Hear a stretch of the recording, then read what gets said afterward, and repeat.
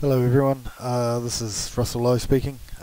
This is just a quick update on yesterday's sort of crane tutorial-y kind of demo thing for Roz. Roz, this is a little bit extra with, as you can see, Rossi's Monument to the Resistance put in between them and then linked to it. So that one there is a geometric entity. I tried a physics entity and the player fell through it. No matter what I tried. So what I've done is I've just selected this and linked it to this one here. So if we go into the list from this top part here, you can see it's geometric entity 53 linked back to 47. So we'll close that and just quickly jump in.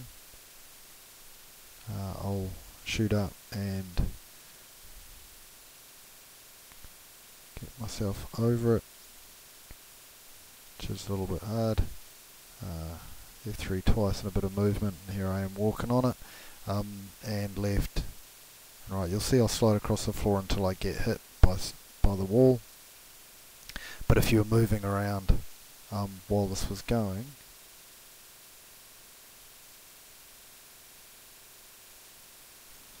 trying to do that as we speak is a bit hard. It will update fine without getting knocked by something. Now you'll notice there's a bit of jittering going on. That is because let me just jump out of the game. Oh, here I am in it.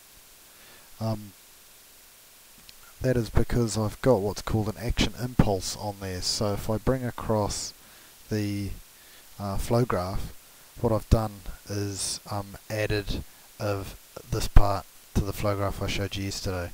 So what's happening is there's a logic gate, a timer, and this action impulse are the key things on, I guess, the game local player. So what happens is if you give an action impulse to the player, and in this case I've only given it 0.5 impulse in the Z direction, so the X, Y, Z, and that's happening when the keys are pressed. So when a key is pressed, it sends a signal to this, which then comes through the logic gate and opens it. So it must be that one there, and opens it because it's closed at the moment. And when it's open, it'll send this timer through to the action impulse to say activate this impulse. And at the moment I've got the timer set to 0.05, so pretty fast. 5/100ths of a second. Every 5/100ths of a second it'll send an impulse for the player to jump up and down a bit. And if we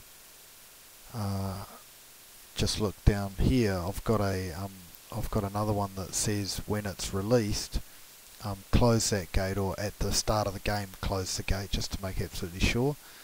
And then that comes around to this boolean that says true, which will pause the timer as well. So the timer's only ticking along, counting when I've pressed the key and the gate's open at the same time. When I'm releasing the key, the timer will stop and the gate will stop. So what I can do is I won't try and maneuver into the thing this time, but I'll just go into the game, and I haven't got it turned on. If you turn on this bug thing, what'll happen is that you'll see the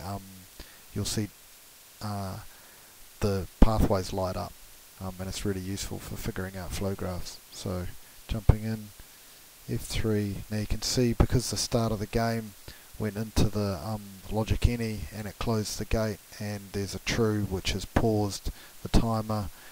If I hit one of these keys, you can see I'm not close enough to the thing to make it move, so there's a proximity trigger, if you remember. So you can see that paused is set to 1, which is true when I'm not pushing the keys. When I push the key, set to 0, and the counter you can see is going. Stop it, paused, pause is set to 0 when it's moving, and so that means that it's not paused, and the logic gate, you can see in that node it's counting, so it's getting the counter information sent. We don't really need those numbers, all we need is the input signal to go through to activate the action impulse. So I'm getting an action impulse on me at the moment, but it's unnecessary because I'm floating around in the world. Alright, so hopefully that makes some sense. If it doesn't, give me a yell. Cheers. See you.